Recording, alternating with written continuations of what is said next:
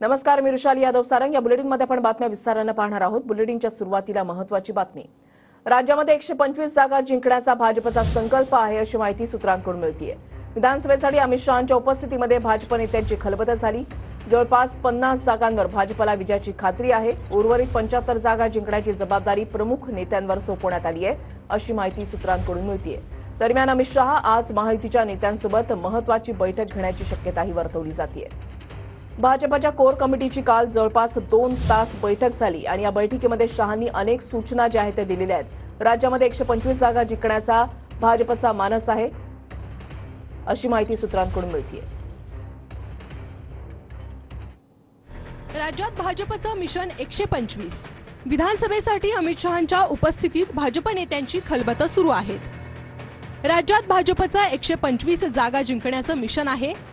जवळपास 50 जागांवर भाजपला विजयाची खात्री आहे, तर उर्वरित 75 जागा जिंकण्याची जबाबदारी प्रमुख नेत्यांवर आहे।